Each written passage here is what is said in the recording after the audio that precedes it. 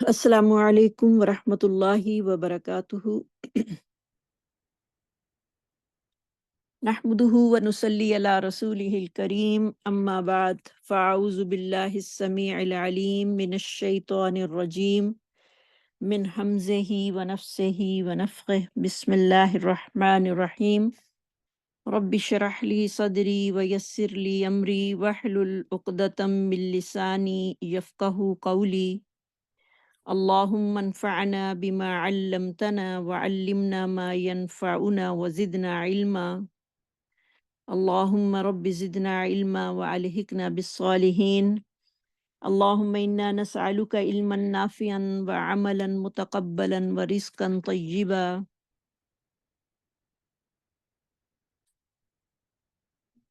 اللهم لك الحمد كله ولك الشكر كله وإليك يرجع الأمر كله سره وعلانيته۔ اللهم لك الحمد أنت هديتنا وخلقتنا ورزقتنا وفرجت عنا ومن كل شيء ما سألناك ربنا أعطيتنا۔ اللهم اجعل أعمالنا خالصة لوجهك الكريم۔ اللهم اجعل أعمالنا خالصة لوجهك الكريم يا رب العالمين۔ اللهم يا مقلب القلوب ثبت قلوبنا على دينك وإلى طاعتك۔ اللهم يا مصرف القلوب صرف قلوبنا على طاعتك۔ ربنا لا تزغ قلوبنا بعد إذ هديتنا وهب لنا من لدنك رحمة إنك أنت الوهاب۔ اللهم ثبتنا عند الموت بكلمة لا إله إلا الله وتوفنا وأنت راض عنا غير غضبان۔ اللهم تقبل حياتنا في سبيلك واجعل موتنا في بلد رسولك۔ اللهم إنا نعوذ بك من جهد البلاء ودرك الشقاء وسوء القضاء وشماتة الأعداء۔ اللهم أكرمنا ولا تهنا، اللهم زدنا ولا تنقصنا، اللهم زدنا ولا تنقصنا وأكرمنا ولا تهنا وارزقنا وارض عنا يا رب العالمين۔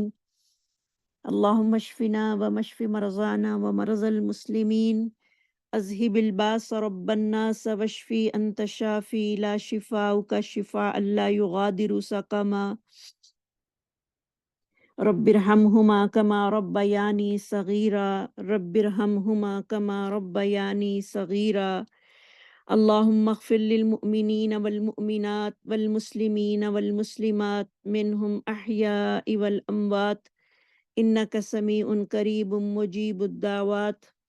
اللهم يا قاضي الحاجات اقض حاجاتنا وكل حاجات المسلمين والمسلمات۔ اللهم إنا نعوذ بك من زوال نعمتك وتحول عافيتك وجميع سخطك يا رب العالمين۔ ربنا تقبل منا انك انت السمیع العلیم۔ انشاءاللہ آج ہمارا لیسن ہوگا سورۃ الانعام آیت نمبر 4 سے لے کر آیت نمبر 18 تک۔ لفظی ترجمہ وما تأتیہم من آیت من آیات ربہم، وما تأتیہم اور نہیں آتی ان کے پاس، من آیتن کوئی نشانی، من آیات ربہم ان کے رب کی نشانیوں میں سے، الا کانو مگر وہ ہیں، انہا اس سے، معرضین اعراض برتنے والے۔ فقد کذبوا تو تحقیق انہوں نے جھٹلایا، بالحق کی ساتھ حق کو، لما جاءہم جب وہ آیا ان کے پاس، فسوف تو ان قریب، یأتیہم آئیں گی ان کے پاس، انباء خبریں، ما کانوا اس کی جو تھے وہ بھی ساتھ اس کے یستہزئون مذاق اڑاتے۔ الم یرو کیا انہوں نے نہیں دیکھا، کم اہلکنا کتنی ہلاک کر دی ہم نے، من قبلہم ان سے پہلے، من قبلہم من قرن قوموں میں سے، مکناہم کرنم مکناہم بسایا تھا ہم نے ان کو، فی الارضی زمین میں، ما لم نمکن لکم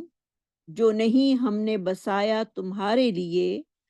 وَأَرْسَلْنَا السَّمَاءَ اور بھیجا ہم نے آسمان کو، علیہم ان پر، مدرارن بہت برسنے والا، وَجَعَلْنَا الْأَنْهَارَ اور بنائی ہم نے نہریں، تجری من تحتہم بہتی ہیں ان کے نیچے سے، فَأَهْلَقْنَاهُمْ پس ہلاک کر دیا ہم نے ان کو، بِذُنُوبِهِمْ ان کے گناہوں کی وجہ سے، وَأَنشَأْنَا اور اٹھائے ہم نے، من بعدہم ان کے بعد، قرنًا آخرین قومیں دوسری، وَلَوْ نَزَّلْنَا اور اگر ہم اتار دیتے، علیکا آپ پر، کتاباً کوئی کتاب، فی قرطاس ایک کاغذ کی صورت میں، فلمسوہ پس وہ چھوتے اس کو، بِأَیدیہم اپنے ہاتھوں سے، لقال الذین البتہ کہتے وہ لوگ، کفروا جنہوں نے انکار کیا، ان ھذا نہیں ہے یہ، الا مگر، سحر مبین جادو کھلم کھلا، وقالوا اور انہوں نے کہا، لولا انزل علیہ کیوں نہیں اتارا گیا اس پر، ملکن کوئی فرشتہ، ولو انزلنا اور اگر ہم اتار دیتے، ملکن کوئی فرشتہ، لقضی الامر البتہ فیصلہ کر دیا جاتا معاملے کا، ثم لا ینظرون اور پھر نہ وہ مہلت دیے جاتے، ولو جعلناہ اور اگر ہم بناتے اس کو، ملکن لجعلناہ ایک فرشتہ، البتہ ہم بناتے اس کو، رجلم ایک انسان، وللبسنا اور ہم مشتبہ کر دیتے، علیہم ان پر، ما یلبسون جس شبے میں وہ مبتلا ہیں، وَلَقَدْ اور تحقیق، دستہزیٰ مذاق اڑایا گیا، برسل کئی رسولوں کا، من قبل کا آپ سے پہلے، فہاکا تو پس گھیر لیا، بالذین ان لوگوں کو، سخروا منہم جنہوں نے مذاق اڑایا تھا ان میں سے،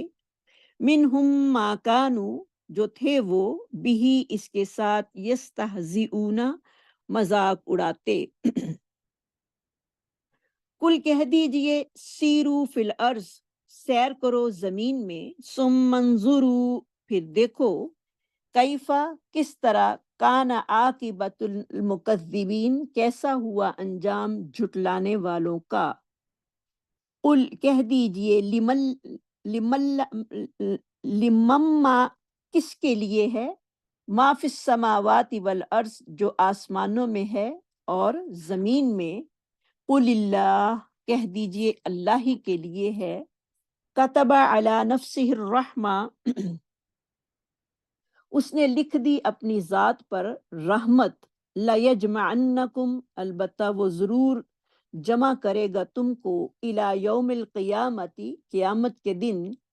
لا ریب فی جس میں کوئی شک نہیں، الذین وہ لوگ، خسروا انفسہم جنہوں نے نقصان میں ڈال دیا اپنی جانوں کو، فہم لا یؤمنون پس وہ ایمان نہیں لاتے، وَلَهُ اور اسی کے لیے ہے، ما سکنا جو کچھ بستا ہے، فی اللیلی رات میں، والنہاری اور دن میں، وَهُوَ السمیع العلیم اور وہ سننے والا جاننے والا ہے۔ کل کہہ دیجئے، اغیر اللہ کیا اللہ کے سوا، اتخذو میں بنا لوں، ولین کوئی دوست، فاطر السماوات والارض جو پیدا کرنے والا ہے آسمانوں کا اور زمین کا، وَهُوَ يُطْعِمُ وَلَا يُطْعَمُ اور وہ کھلاتا ہے اور نہیں وہ کھلایا جاتا، کل کہہ دیجئے انی امرتو، بے شک میں حکم دیا گیا ہوں، ان اکونا، یہ کہ میں ہو جاؤں، اولا سب سے پہلا، من اسلمہ، جو اسلام لایا، ولا تکونن، اور نہ تم ہونا، من المشرکین، مشرکوں میں سے۔ کل کہہ دیجئے انی اخاف، بے شک میں ڈرتا ہوں، ان عصیتو، یہ کہ میں نافرمانی کروں، ربی، اپنے رب کی، عذاب یوم عظیم، عذاب سے بڑے دن کے، من یصرف، جو کوئی پھیر دیا گیا، عنہ، اس سے، یومئذ، اس دن، فقد رحمہ، تو تحقیق اس نے رحم کیا اس پر، وذالک الفوز المبین، اور یہی کامیابی ہے کھلم کھلی۔ وَإِن يَمْسَسْكَ اللَّهُ، اور اگر پہنچائے آپ کو اللہ تعالیٰ، بِضُرٍّ، کوئی تکلیف، فَلَا كَاشِفَ لَهُ إِلَّا هُوَ، پس نہیں کوئی دور کرنے والا، لہو، اس تکلیف کو، الا ہوا، مگر وہ اللہ تعالیٰ ہی۔ وَإِن يَمْسَسْكَ بِخَيْرٍ، اور اگر پہنچائے آپ کو کوئی بھلائی، فَهُوَ عَلَى كُلِّ شَيْءٍ قدیر، فَهُوَ، تو وہ، عَلَى، پر، كُلِّ شَيْءٍ قدیر، ہر چیز پر قادر ہے۔ وَهُوَ الْقَاهِرُ، اور وہ غلبہ رکھنے والا ہے، فوق عبادہ، اپنے بندوں پر، وَهُوَ الْحَكِيمُ الْخَبِيرُ، اور وہ حکمت والا، باخبر ہے۔ وما تأتيهم من آية من آيات ربهم إلا كانوا عنها معرضين فقد كذبوا بالحق لما جاءهم فسوف يأتيهم أنباء ما كانوا به يستهزئون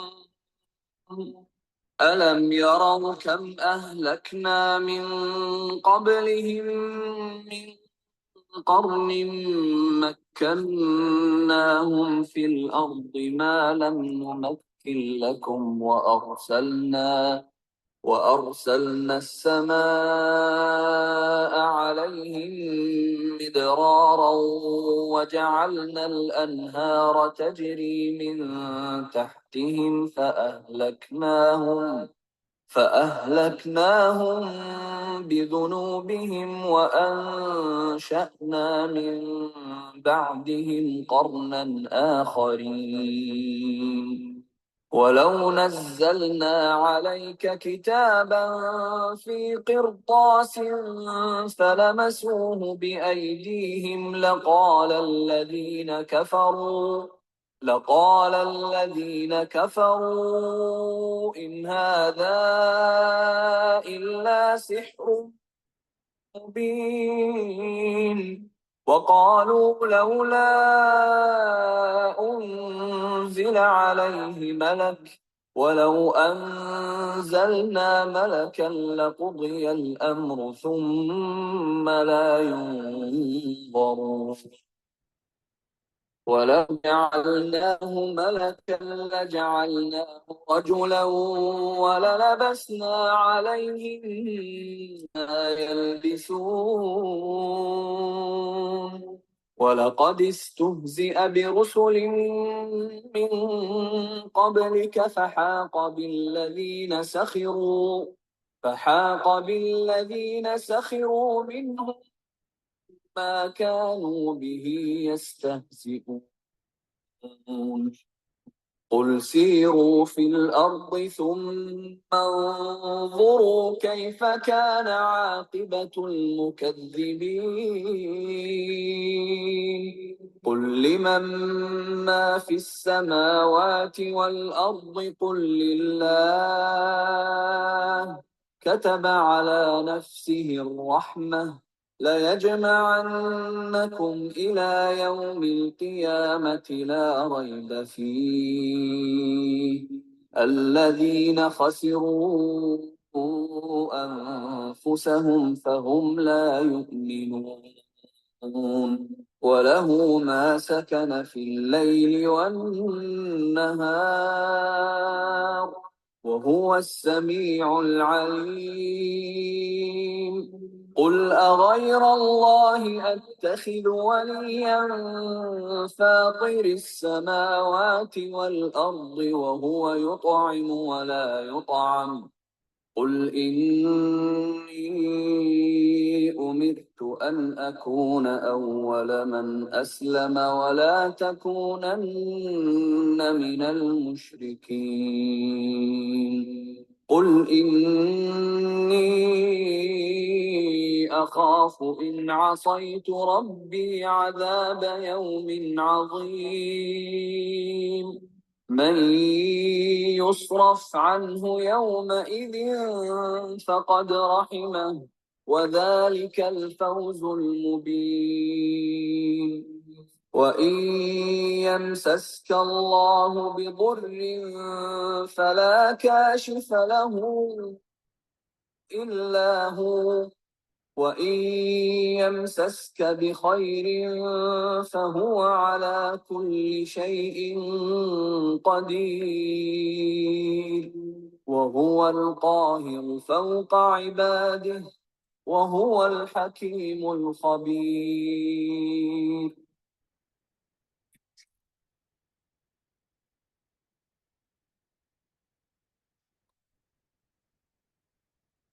وَمَا تَأْتِيهِم مِّنْ آيَةٍ مِّنْ آيَاتِ رَبِّهِمْ إِلَّا كَانُوا عَنْهَا مُعْرِضِينَ۔ پیچھے ہم سورت کے آغاز میں جو تھے وہ پڑھ رہے تھے کہ اللہ رب العزت کی توحید کے بارے میں اور قیامت کے دن دوبارہ اٹھائے جانے پر جو اللہ رب العزت نے ہمارے لیے دلائل پیش کیے تھے ان کے متعلق ہم پڑھ رہے تھے، اور اب یہ آیات میں نبی صلی اللہ علیہ وسلم کی نبوت کے بارے میں وہ چیزیں ذکر کی گئی ہیں، اور آپ صلی اللہ علیہ وسلم کی بعثت کے بعد کفار کا شرک کرنا، پھر رسولوں کو جھٹلانا اور حق سے اعراض کرنا، اس کے اسباب جو ہیں اس میں بیان کیے جا رہے ہیں، اور پھر ان کے اسباب کو بیان کر کے ان کے جھٹلانے کے انجام سے جو ہے وہ ہمیں متنبع کیا جا رہا ہے کہ اگر ہم جھٹلائیں گے تو پھر کیا ہوگا۔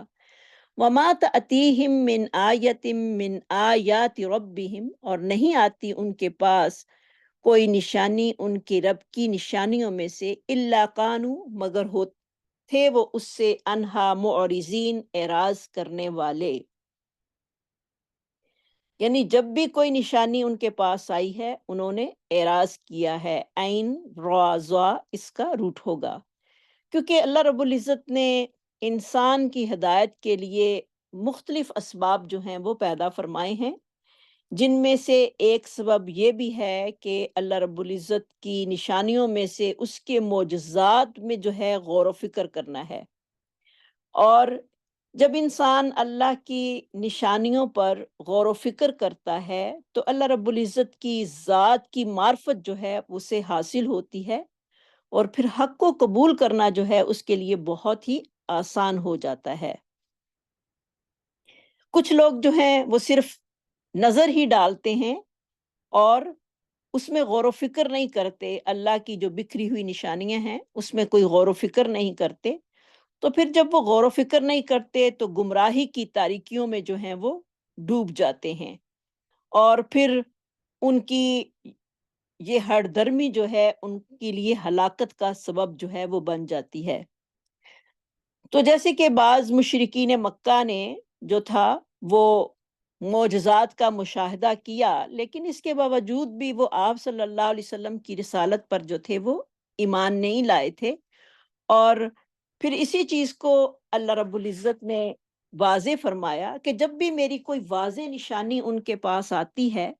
تو اس پر وہ غور و فکر کرنے کی بجائے اس سے جو ہے وہ اعراض کر لیتے ہیں، یعنی منہ موڑ لیتے ہیں، اور پھر یہی منہ موڑنا جو ہے انسان کے پاس جب اللہ کی بھیجی ہوئی آیات آتی ہیں، معجزات آتے ہیں، اس کی بکھری ہوئی نشانیاں آتی ہیں، تو پھر وہ منہ موڑتا ہے، تو یہی چیزیں جو ہیں وہ دنیا آخرت میں تباہی کا سامان جو ہے اس کے لیے بن جاتی ہیں۔ تو امام قرطبی رحمہ اللہ تعالی جو ہیں وہ لفظ آیات کی تفسیر کچھ اس طرح کرتے ہیں کہ لفظ آیات سے جو ہے وہ چاند کا دو ٹکڑے ہونا ہے، انشقاق القمر، انشق القمر بھی اس کو کہتے ہیں، یعنی انشق القمر یعنی چاند کا دو ٹکڑے ہو جانا، اور اس سے انہوں نے دوسرے معجزات بھی جو ہیں وہ مراد لیے ہیں۔ فقد کذبوا بالحق کی تحقیق انہوں نے جھٹلایا حق کو، لما جاءہم جب وہ آ گیا ان کے پاس، یعنی رسول اللہ صلی اللہ علیہ وسلم بچپن ہی سے جو تھے وہ عرب میں رہے، آپ کا بچپن، آپ کی جوانی، آپ کا بڑھاپا، سارا کچھ ان کی آنکھوں کے سامنے تھا، لیکن وہ پھر بھی اس بات سے جو تھے وہ باخبر تھے کہ آپ نے کسی انسان سے جو ہے وہ کبھی تعلیم حاصل نہیں کی، آپ نے کسی سے پڑھنا لکھنا جو ہے وہ نہیں سیکھا، اور نہ ہی آپ کا کوئی شعر و شاعری سے کوئی تعلق تھا۔ تو اسی بنا پر آپ صلی اللہ علیہ وسلم کو قرآن مجید میں جو ہے وہ امی کہا گیا ہے۔ لیکن جب آپ 40 سال کی عمر کو پہنچے آپ صلی اللہ علیہ وسلم، تو آپ صلی اللہ علیہ وسلم کی زبان سے ایسے حقائق جو تھے وہ ظاہر ہونے لگے کہ جس کے سامنے جو تھے عرب کے بڑے بڑے ماہر فصحاء بلغاء جو تھے وہ بھی عاجز آ گئے، اور انہوں نے آپ صلی اللہ علیہ وسلم کو یعنی قرآن مجید کی آیات کو شکست دینے کی خاطر اپنی جان، مال، عزت، آبرو اور اپنے خاندان جو تھے وہ بھی قربان کرنے کے لیے تیار ہو گئے۔ لیکن اس کے مقابلے میں اللہ رب العزت کی وہ ایک آیت کا بھی مقابلہ نہ کر سکے، اور یہی چیز جو ہے یعنی قرآن مجید کی حقانیت اور قرآن مجید کا اترنا آپ صلی اللہ علیہ وسلم کی رسالت کی سب سے بڑی نشانی اور سب سے بڑی دلیل ہے۔ لیکن مشرکین جو تھے وہ تمام نشانیوں کو دیکھنے کے باوجود بھی حق کو انہوں نے جھٹلایا، اور ان کے جھٹلانے کا جو سبب تھا وہ عارضی سبب کیا تھا، ان کا جھوٹا وقار، ان کا تعصب، ان کا حسد تھا، اور ان کی جھوٹی شہرت تھی۔ ان کو یہ تھا کہ اگر ہم نے آپ صلی اللہ علیہ وسلم کی باتوں کو مان لیا اور آپ صلی اللہ علیہ وسلم کی باتوں کی تصدیق کر دی اور قرآن پاک کو تسلیم کر لیا، تو ہمیں جو ہے وہ لوگ چھوڑ دیں گے، اور پھر جو ہے انہوں نے اسی بات پہ آ کر انہوں نے حق کو قبول کرنے سے جو تھا وہ انکار کر دیا، اور اتنا بڑا معجزہ قرآن پاک کا دیکھنے کے باوجود بھی وہ اور معجزات کی تلاش میں جو تھے وہ آپ صلی اللہ علیہ وسلم سے ہمیشہ جو تھے وہ کیا کرتے تھے کہ پیشکش کیا کرتے تھے کہ ہمیں کچھ اور معجزات جو ہیں وہ دکھائے جائیں، کیونکہ آپ صلی اللہ علیہ وسلم کی رسالت کا سب سے بڑا معجزہ جو ہے وہ قرآن پاک ہے۔ سوف یاتیہم جلد ہی آئیں گی ان کے پاس انباء خبریں، نبا کی جمع جو ہے وہ انباء ہے، نون با حمزہ اس کا روٹ ہے، ما کانوا بہ یستہزئون، اس کے ساتھ جو تھے وہ مذاق اڑاتے۔ تو اللہ رب العزت نے ان کے کفر اور ان کی انکار اور ان کے جھٹلانے کا انجام بد کی طرف یہاں پر اشارہ کرتے ہوئے فرمایا ہے کہ انہوں نے اپنے انجام سے غافل ہو کر نبی صلی اللہ علیہ وسلم کی لائی ہوئی ہدایت اور یوم آخرت کا مذاق جو تھا وہ اڑایا، اور پھر جلد ہی وہ دن آنے والا ہے جس دن ساری چیزوں کی حقیقت جو ہے ان کی آنکھوں کے سامنے آ جائے گی۔ یعنی جب انسان مرتا ہے دنیاوی آنکھیں تو اس کے لیے بند ہوتی ہیں، لیکن حقیقت کی آنکھیں جو ہیں اس کے لیے کھل جاتی ہیں، اور پھر انسان جنہوں نے انکار کیا ہوگا وہ دیکھ کر حیران ہو جائیں گے کہ اب حق جو ہے وہ ہمارے پاس آ گیا ہے۔ لیکن اس وقت جو ہے وہ کوئی بھی پھر ان کو ان چیز کا فائدہ نہیں ہوگا، کیونکہ اللہ رب العزت نے ہمیں حق کو تسلیم کرنے کا جو حکم دیا ہے وہ اسی دنیا میں دیا ہے تاکہ اگلی دنیا میں ہمیں اس کا فائدہ حاصل جو ہے وہ ہوتا رہے، اور جب ہم اس دنیا میں اس کا فائدہ حاصل نہیں کریں گے تو پھر جب آخرت میں آنکھ کھلے گی تو پھر سوائے رسوائی اور پریشانی اور شرمندگی کے اور کچھ بھی انسان کے پاس نہیں ہوگا۔ اس وقت کوئی جو ہے وہ کچھ نہیں کر سکے گا اپنے لیے، کیونکہ دنیا جو ہے وہ دارالعمل ہے اور آخرت جو ہے وہ دارالجزا ہے۔ جو انسان دنیا میں جو کچھ کر کے جائے گا، آخرت میں اسی کا ہی اجر وہ پائے گا، یا آخرت میں اسی کی سزا اس کو ملے گی۔ الم یرو کم اہلکنا، کیا انہوں نے نہیں دیکھا کتنی ہی ہلاک کی ہم نے، من قبلہم من قرن، کتنی ہی بستیاں، مکناہم جگہ دی تھی ہم نے ان کو۔ الم یرو کم اہلکنا، اہلکنا کا روٹ ہوگا ہا لام کاف۔ اس سے پہلے کتنی ہی بستیاں ہوئیں، مکناہم ہم نے ان کو جگہ دی، میم کاف نون، فی الارضی زمین میں، ما لم نمکن لکم ایسی جگہ کہ جو تمہیں نہیں دی گئی، یعنی وہ چیزیں جو کہ ہلاک ہو چکی ہیں، یا وہ باتیں یا وہ سابقہ امتیں جو کہ بڑی ہی ترقی یافتہ ہونے کے ساتھ ساتھ، بڑی ایڈوانس ہونے کے ساتھ ساتھ، جن کو دنیاوی اسباب جو تھے وہ سارے کے سارے ملے، لیکن وہ لوگ حق کو جھٹلاتے رہے اور حق کو قبول کرنے سے انکار کرتے رہے۔ اسی بنا پر ان کو عذاب سے دوچار کر دیا گیا، اور پھر وہ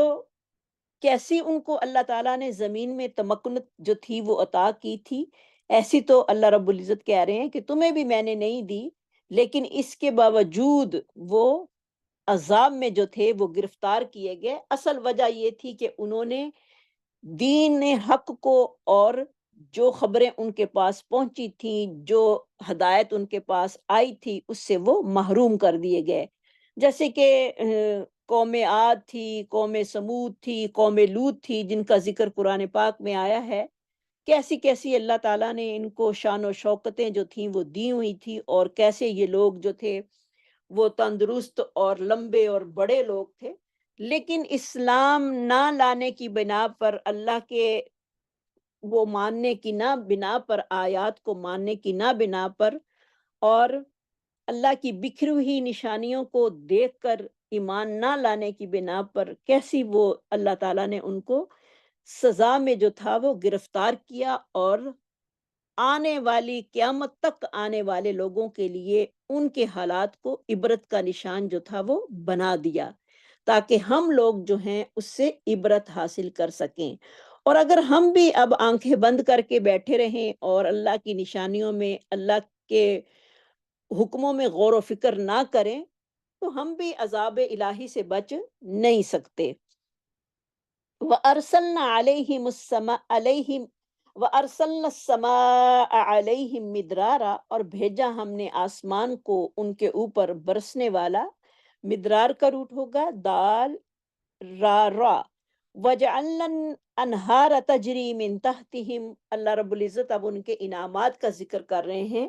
کہ وہ قومیں جو ہلاک ہو گئیں اللہ کے عذاب کے ساتھ، ان پر کیسی کیسی نعمتیں جو تھیں وہ ہم نے دیں، کہ آسمان کو ہم نے برسنے والا ان کے اوپر بنایا، اور نہریں جو تھیں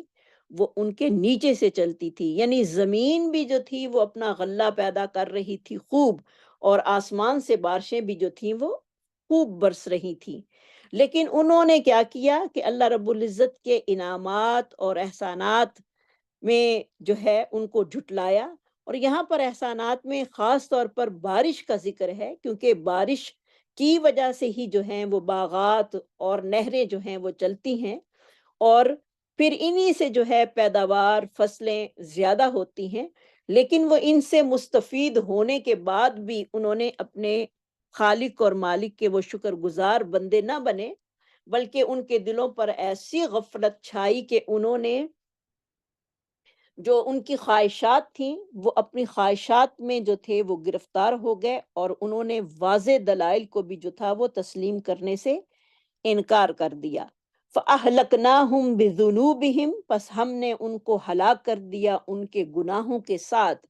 وَأَنشَأْنَا مِن بَعْدِهِمْ قَرْنًا آخَرِينَ، اور ہم نے پیدا کیا ان کے بعد دوسری بستیوں کو یا دوسرے لوگوں کو،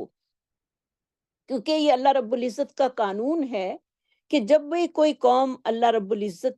کے انعامات کی ناقدری کرتی ہے اور اپنے گناہوں کا اقرار نہیں کرتی تو اللہ رب العزت جو ہیں وہ ظاہری اسباب سے جو ہیں وہ محروم کر دیتے ہیں، اور پھر ان کے گناہوں کی بنا پر اللہ رب العزت ان کو ہلاک کر دیتے ہیں، ان قوموں کو، اور ان کی جگہ جو ہے وہ نئے لوگ جو ہیں وہ لے آتے ہیں تاکہ وہ ہلاک ہونے والوں کے انجام کو دیکھ کر عبرت حاصل کریں اور اپنی اصلاح کر لیں۔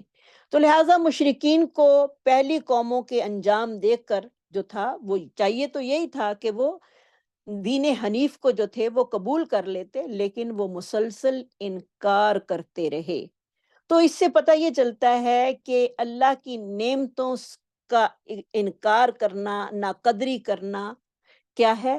وہ اللہ رب العزت کی نعمتوں سے انسان کو محروم کر دیتا ہے۔ یعنی نعمتوں کی قدردانی کس طرح کی جاتی ہے؟ اللہ رب العزت کا شکر بجا کر، اور پھر اس کی فرما برداری کر کے اس کی نعمتوں کا شکر جو ہے وہ ادا کیا جا سکتا ہے۔ اگر زبان سے انسان جو ہے وہ یہ کہتا رہے کہ الحمدللہ الحمدللہ، لیکن اپنے عمل سے وہ ظاہر نہیں کرتا، صرف قول سے ہی کہہ رہا ہے، عمل کیا ہے کہ اپنے آپ کو، اپنے اعضاء کو اللہ کی شکر گزاری میں لگا دے، اللہ کی فرما برداری میں لگا دے، یہی حقیقت میں اس کا شکر ہے۔ اگر وہ زبان سے صرف اقرار کرتا ہے کہ میرے پاس اللہ کی بڑی نعمتیں ہیں، بڑی نعمتیں ہیں، لیکن اس کے باوجود بھی اللہ کے حکموں کو نہیں تسلیم کرتا، نماز نہیں پڑھتا، اپنے اعضاء کو اللہ کے مطابق نہیں خرچ کرتا، تو یہ اس کی سب سے بڑی ناشکری ہے۔ تو اللہ تعالیٰ جو بھی پھر نعمتیں دیتے ہیں اس سے محروم کر لیتے ہیں۔ اور اگر بعض میں ہم دیکھتے ہیں کہ بعض لوگ جو ہیں وہ بڑے ہوتے ہیں اس چیز میں، نہ ڈر اور نہ خوف ہوتے ہیں اور نہ فرمان بھی ہوتے ہیں، لیکن اللہ کی نعمتیں ان کے پاس انتہائی زیادہ ہوتی ہیں، جیسے کہ مثال کافروں کی ہے ہمارے سامنے کہ ان کے پاس اللہ کی نعمتیں کس قدر ہیں، لیکن پھر بھی وہ اللہ کے نافرمان اور ناشکرے ہیں۔ تو یہ ایک ڈھیل ہے جو کہ اللہ رب العزت دیتے ہیں، اور پھر اللہ رب العزت اچانک جو ہیں پھر ان کو کھینچ لیں گے۔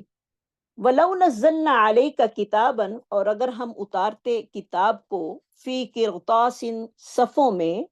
فَلَمَسُوهُ بِأَيْدِيهِمْ، اور وہ چھو لیتے ان کو اپنے ہاتھوں سے، لَقَالَ الَّذِينَ كَفَرُوا إِنْ هَذَا إِلَّا سِحْرٌ مُبِينٌ، اور البتہ کہتے وہ لوگ جنہوں نے انکار کیا، نہیں ہے یہ مگر جادو کھلم کھلا۔ یعنی پہلے تو کفار مکہ جو تھے وہ آپ صلی اللہ علیہ وسلم، کیونکہ آپ صلی اللہ علیہ وسلم پر جو قرآن اترا تھا وہ کوئی صفوں کی صورت میں نہیں اترا تھا، بلکہ جبرائیل علیہ السلام جو تھے وہ آپ کو آ کر سناتے، اور پھر آپ ان کے پیچھے پیچھے جو تھے وہ قرآن پڑھتے، اور قرآن جو ہے وہ صفوں پر نازل نہیں ہوا بلکہ آپ صلی اللہ علیہ وسلم کے دل پر نازل ہوا تھا، قلب پر نازل ہوا تھا۔ تو حالانکہ نبی صلی اللہ علیہ وسلم کی جو 40 سالہ زندگی مکے میں تھی، کیونکہ 40 سال کے بعد آپ پر نبوت جو تھی وہ نازل ہوئی تھی، جو آپ نے وہاں پر زندگی گزاری، تو لوگ آپ کے کتنے دیوانے تھے وہاں کے، آپ کو صادق امین کے لقب سے پکارتے اور آپ کی بڑی عزت کیا کرتے تھے، لیکن جیسے ہی آپ صلی اللہ علیہ وسلم نے اپنی نبوت کا اعلان کیا تو لوگ جو تھے وہ آپ کو جھٹلانے لگے، حالانکہ ان کو پتا تھا کہ آپ صادق ہیں، آپ کبھی بھی جھوٹ نہیں بولتے، لیکن اس کے باوجود بھی جو تھے وہ آپ کے جانی دشمن بن گئے، اور پھر اسی دشمنی اور پیغام حق کے انکار سے جو تھے وہ ان کے مختلف اسباب جو تھے وہ ہمیں دیکھنے کو ملتے ہیں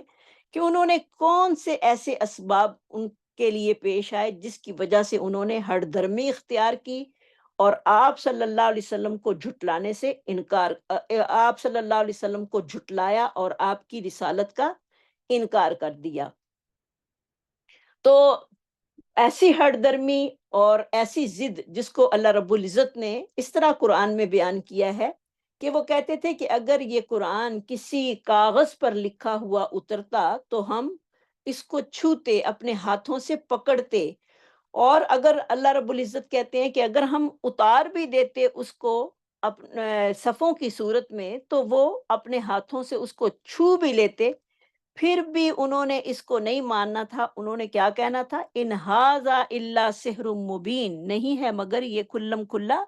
جادو۔ یہ تو کھلم کھلا جو ہے وہ جادو ہے اور وہ اس کا انکار کر دیتے۔ تو یہ ان کی ہٹ درمی اللہ رب العزت کو پتا تھی، اس وجہ سے اللہ رب العزت نے اپنے اس کے مطابق جو ہے وہ اپنے حکمت کے مطابق قرآن کو آپ صلی اللہ علیہ وسلم کے قلب پر جو ہے وہ نازل کیا۔ اور وہ یہ جب مطالبہ کرتے کہ یہ کاغذ کی صورت میں کیوں نہیں اترا، جیسے کہ تورات جو تھی وہ تختیوں پر نازل ہوئی تھی، لیکن پھر بھی تورات والوں نے اس پر عمل نہ کیا، اور اگر قرآن کو ہم کاغذوں پر بھی نازل کر دیتے، اس کے پیج بھی آ جاتے اور اس کو اپنے ہاتھ سے بھی چھو لیتے، لیکن اس کے باوجود بھی انہوں نے اس کو نہیں ماننا تھا، کیونکہ ان کے پاس ہٹ درمی اور ضد اتنی زیادہ تھی کہ وہ ماننے کے لیے کسی صورت تیار ہی نہیں تھے۔ وقالو، اور کہا انہوں نے، لولا انزل علیہ ملک، کیوں نہیں اتارا جاتا اس پر کوئی فرشتہ؟ یعنی ان کی انکار اور دشمنی کے اسباب اللہ رب العزت یہاں پر ہمیں بتا رہے ہیں۔ پھر ان کا اعتراض تھا کہ اس پیغمبر کے ساتھ کوئی فرشتہ کیوں نہیں آتا؟ وَلَوْ أَنزَلْنَا مَلَكًا لَقُضِيَ الْأَمْرُ ثُمَّ لَا يُنظَرُونَ، اور اگر ہم اتار دیتے کوئی فرشتہ تو البتہ فیصلہ ہو جاتا معاملے کا اور نہ وہ ڈھیل دیے جاتے۔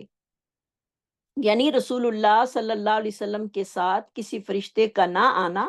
کفار نے نبی صلی اللہ علیہ وسلم کی دعوت یہ کہہ کر بھی قبول نہیں کی کہ آپ کے ساتھ کوئی فرشتہ آپ کی رسالت کی تصدیق کے لیے کیوں نہیں بھیجا گیا۔ تو اللہ رب العزت نے ان کا اس بات کا جواب دیتے ہوئے فرمایا کہ فرشتے تو صرف عذاب لے کر آتے ہیں، اگر فرشتے نازل ہو جاتے تو ان کا کام جو تھا وہ تمام کر دیا جاتا اور پھر انہیں کسی چیز کی بھی مہلت نہ دی جاتی، کوئی ایسی بات نہ ہوتی جس کی ان کو مہلت دی جاتی، جیسے کہ اللہ رب العزت سورت الحجر آیت نمبر 8 میں فرماتے ہیں، وَمَا نُنَزِّلُ الْمَلَائِكَةَ إِلَّا بِالْحَقِّ وَمَا كَانُوا إِذًا مُنظَرِينَ، ہم فرشتوں کو صرف حق عذاب کے ساتھ نازل کرتے ہیں، تو ان کو نازل ہونے کے بعد کفار کو جو ہے وہ مہلت نہیں دی جاتی۔ اور اسی طرح سورت فرقان کی آیت نمبر 22 میں آتا ہے، یوم یرون الملائکۃ لا بشری یومئذ للمجرمین، جس دن یہ فرشتوں کو دیکھیں گے اس دن مجرموں کے لیے کوئی خوشی کی بات نہیں ہوگی۔ یعنی فرشتوں کا آنا کوئی چھوٹی سی بات نہیں ہے جس کو وہ بہت معمولی سی بات سمجھتے تھے کہ اس کے ساتھ ایک فرشتہ کیوں نہیں نازل کیا گیا جو اس کی رسالت کی تصدیق کرتا۔ تو فرشتوں کے آنے کا مقصد اللہ رب العزت بتا رہے ہیں کہ اگر فرشتے آ جاتے تو پھر تمہارا کام جو تھا وہ ختم ہو جاتا، کیونکہ فرشتوں ایسے نہیں اترتے، بڑے بڑے معاملات کے لیے فرشتے جو ہیں وہ زمین پر اترتے ہیں کہ، اور پھر یہ اللہ رب العزت کی اپنے بندوں پر بہت بڑی رحمت ہے کہ اس نے نبیوں کو مبعوث کر کے ان کی تصدیق کرنے کے لیے کوئی فرشتہ نازل نہیں کیا۔ یہ بھی اللہ کی بڑی خاص فضل و رحمت اور کرم ہے، کیوں؟ تاکہ وہ رسول پر نازل ہونے والی وحی اور علم بصیرت کے ساتھ ایمان بالغیب جو ہیں وہ لے آئیں۔ یعنی غیب پر ایمان لانا اور فرشتے کی تصدیق نہ کرنا ہی ان کے لیے زیادہ بہتر تھی۔ اگر فرشتے کو تصدیق کے لیے آپ صلی اللہ علیہ وسلم کے ساتھ بھیج دیا جاتا تو پھر ان کا ایمان لانا جو تھا وہ معرفت حق کی بجائے مشاہدے کی بنا پر ہوتا۔ پھر اگر اس کے باوجود بھی وہ ایمان نہ لاتے تو ان کا کام تمام کر کے انہیں نیست و نابود کر دیا جاتا۔ تو یہ کتنی بڑی رحمت ہے اللہ رب العزت کی کہ اس نے فرشتوں کو ساتھ نہیں بھیجا، بلکہ اللہ رب العزت نے پیغمبروں کو بھیجا ہے تاکہ لوگ جو ہیں وہ بن دیکھے ایمان لے کر آئیں اور ان کا ایمان جو ہے وہ قابل قبول ہو۔ اور اگر فرشتے ساتھ ہوتے اور پھر کوئی بندہ ایمان نہ لاتا تو فرشتے تو پھر اس کو فوراً ہی نیست و نابود کر دیتے۔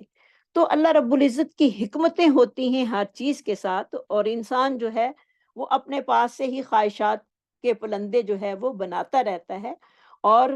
پھر اللہ نے اسی لیے فرشتے کو ساتھ نہیں بھیجا تاکہ انسان جو ہے وہ معجزات میں غور و فکر کرے اور دین اسلام کی حقانیت کو تسلیم کرے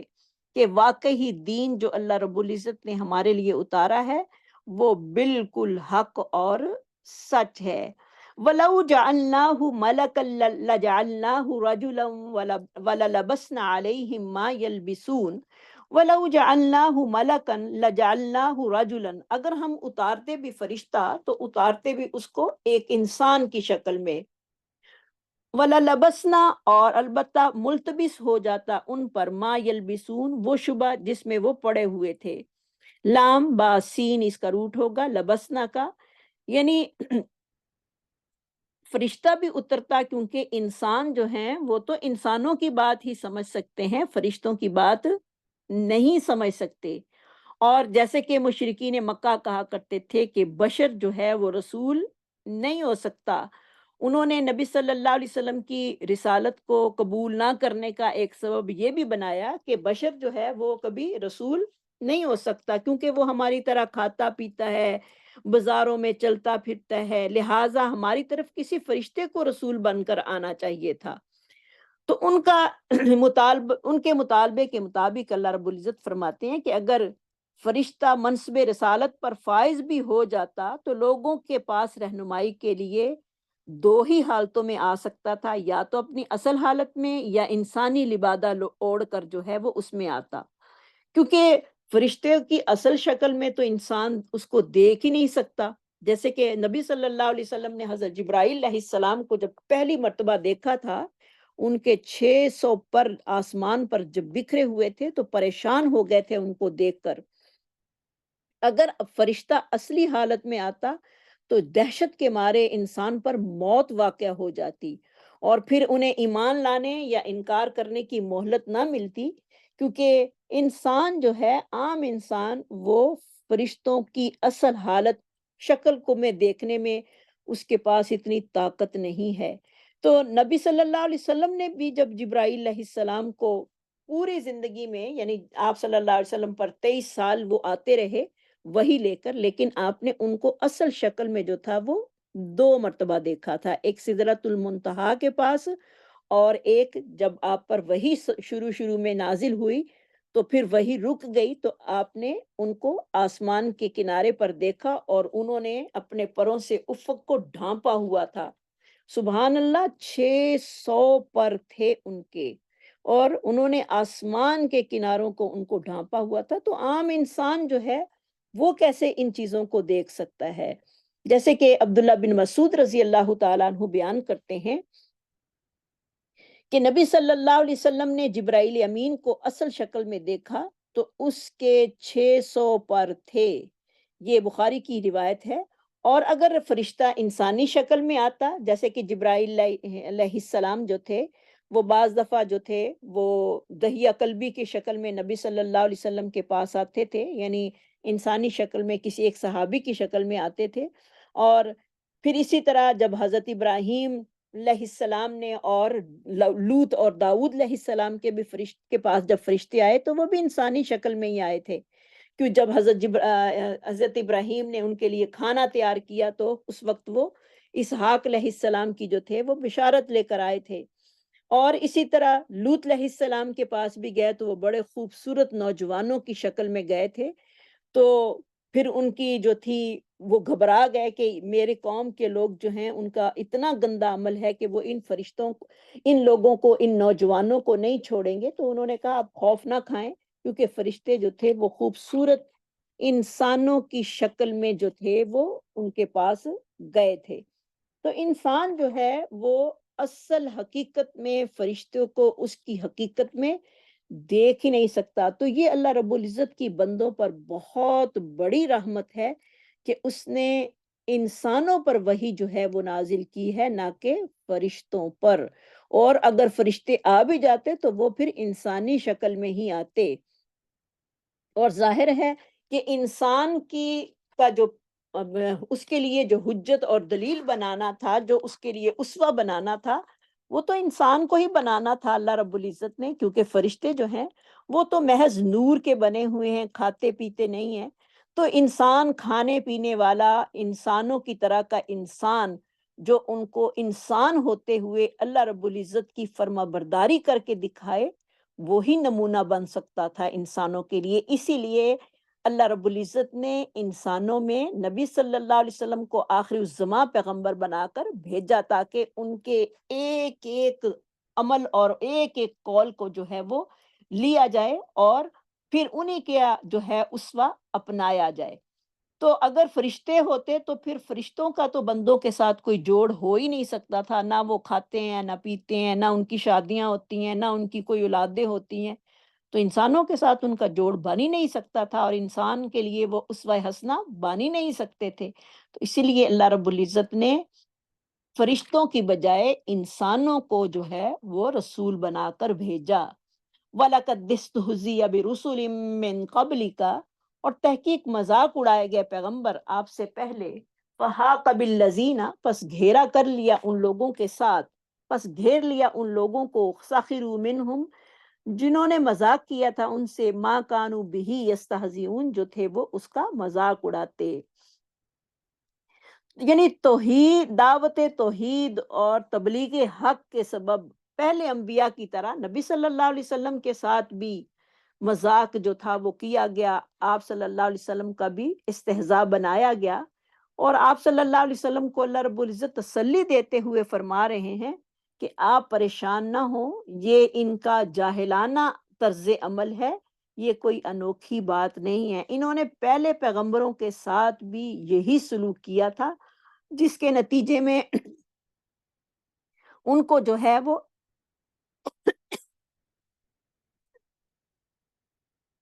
پھر ان کو ایسی سزا ملی کہ وہ اللہ کے عذاب میں جو تھے وہ گرفتار کر دیے گئے۔ یعنی اب بھی لوگ جو ہیں وہ ایمان والوں کا مذاق اڑاتے ہیں، اور یہ مذاق پہلے دن سے ہی بنتا رہا ہے، انبیاء کو کسی نہیں چھوڑا، تو اب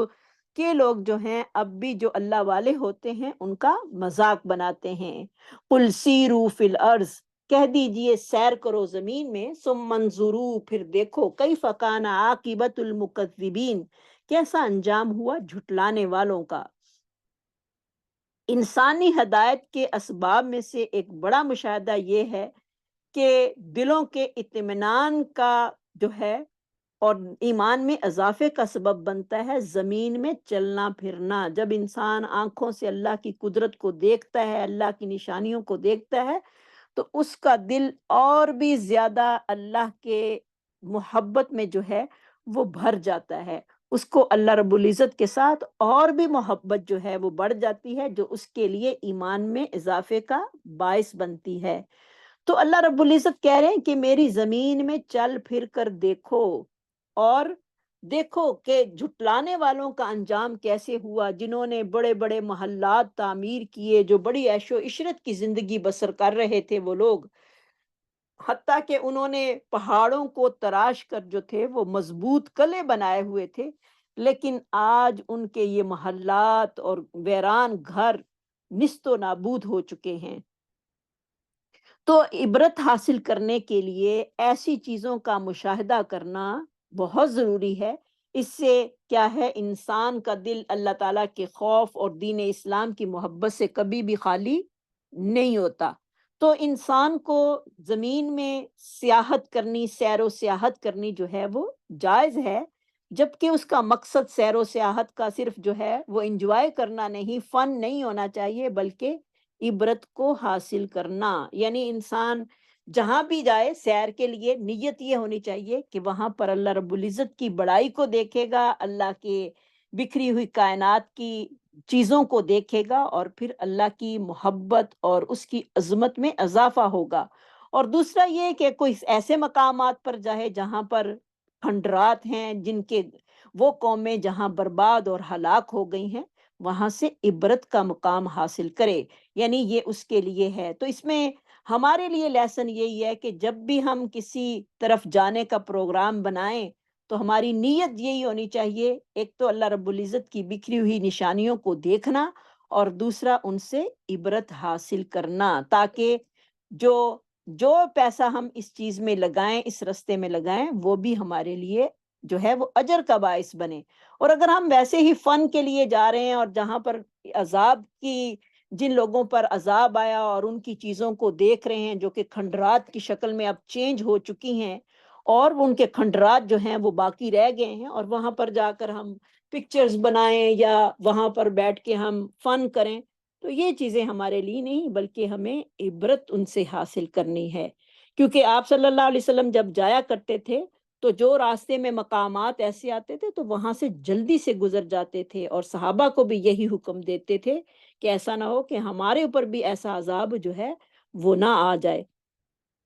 تو آپ صلی اللہ علیہ وسلم جو ہیں وہ اس چیز کے کا بڑا جو تھے وہ خیال کرتے تھے۔ تو انسان کو زمین میں چلنا پھرنا چاہیے، دیکھنا چاہیے، اور پھر ان لوگوں کا انجام بھی دیکھنا چاہیے جنہوں نے اللہ کی نشانیوں کو جھٹلایا، اور پھر ان کے لیے کیسی کیسی کیسی عبرت جو ہے وہ ہمارے لیے چھوڑ کر چلے گئے ہیں۔ اور پھر آگے اللہ رب العزت کیا فرما رہے ہیں، کل کہہ دیجئے لمن ما فی السماوات والارض، کس کے لیے ہے جو کچھ آسمانوں میں ہے اور زمین میں ہے۔ کیونکہ سورت کے ابتدا میں اللہ رب العزت نے اسلامی عقیدے کے 3 بنیادی ارکان جو تھے وہ ہمارے لیے ذکر کیے ہیں۔ نمبر 1 اس میں یہ تھا کہ ہر چیز کا خالق صرف اللہ ہے۔ نمبر 2، موت کے بعد دوبارہ اٹھنا یقینی ہے، یعنی ہم سب نے مرنے کے بعد دوبارہ اٹھنا ہے۔ نمبر 3، عقیدہ توحید اور رسالت، اور ان 3 چیزوں کے ثبوت پر دلائل قائم کرنے کے لیے آپ صلی اللہ علیہ وسلم کو حکم دیا جا رہا ہے کہ مشرکین مکہ سے ذرا پوچھئے تو صحیح کہ جو زمین آسمان کے درمیان جو کچھ بھی ہے اس کا حقیقی مالک کون ہے۔ یہ سوال جو تھا ان کے لیے ڈانٹ کے طور پر کیا گیا تھا۔ پھر خود ہی اللہ تعالیٰ اس کا جواب دے رہے ہیں، قل اللہ، کہہ دیجئے یہ ساری چیزیں اللہ ہی کے لیے ہیں، کیونکہ اس کائنات کا خالق و مالک، مدبر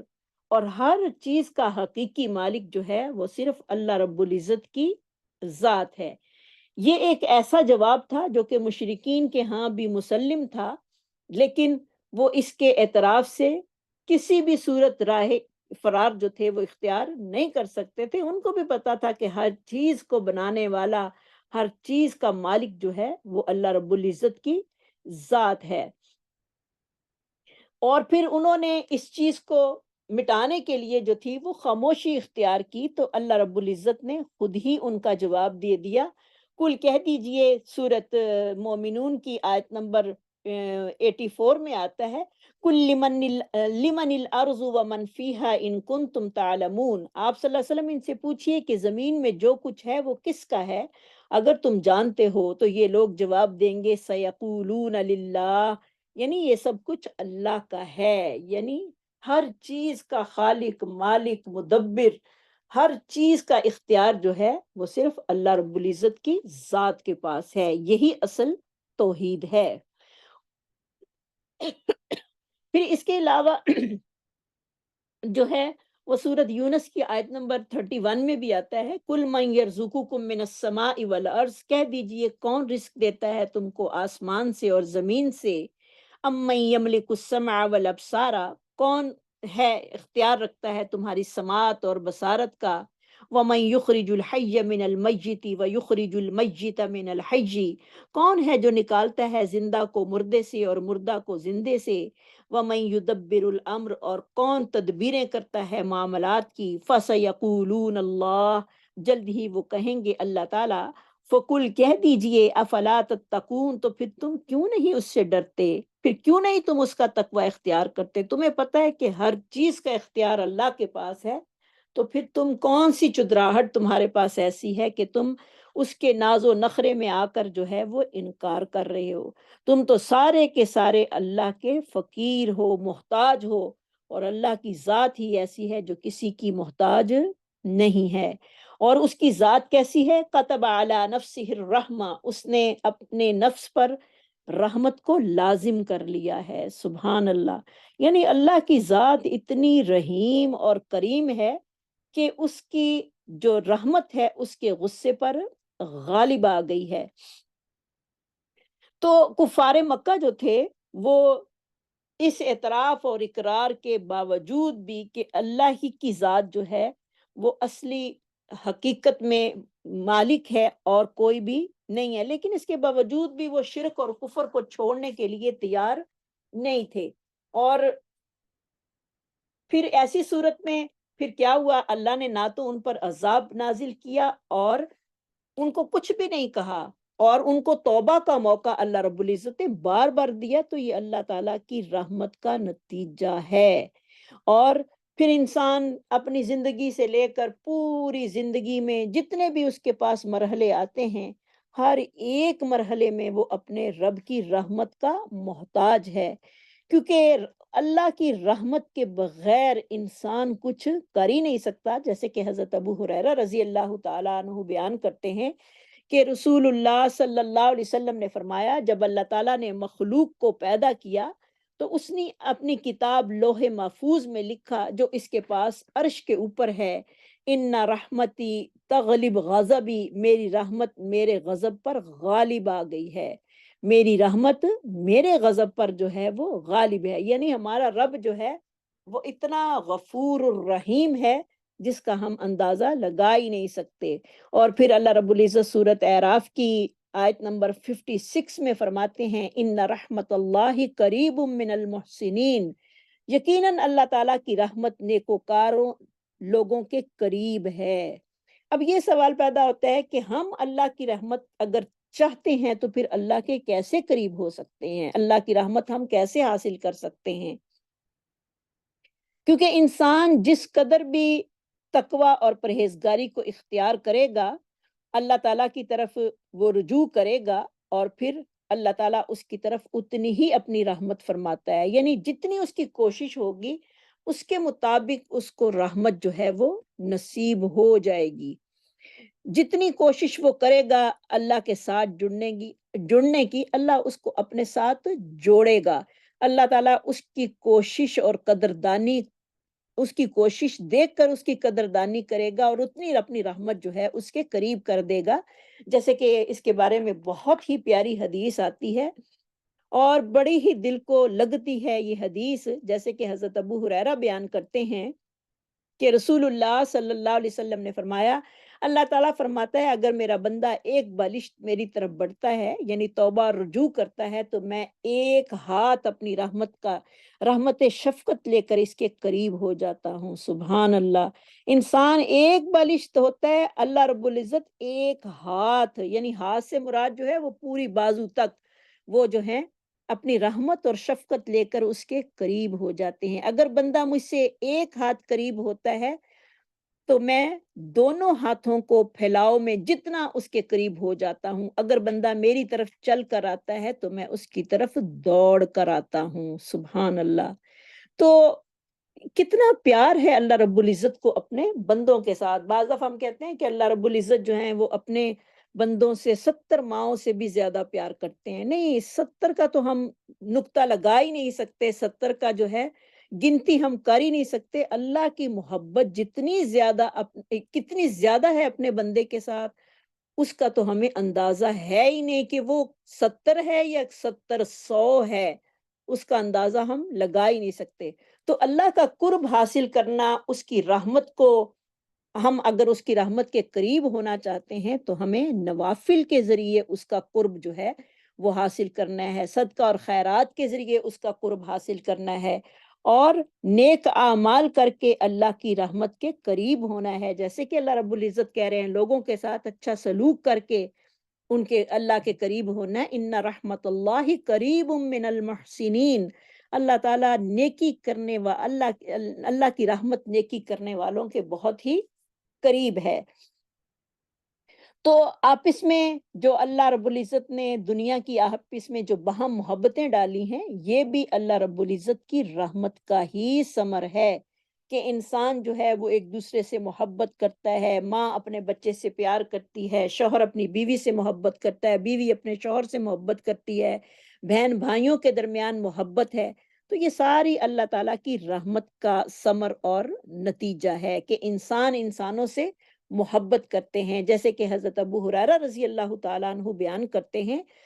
اللہ تعالیٰ نے رحمت کے 100 حصے کیے ہیں، 99 حصے اپنے پاس رکھے ہیں، 99 حصے ابھی اپنے پاس ہی رکھے ہوئے ہیں، اور ایک حصہ زمین میں اتارا ہے۔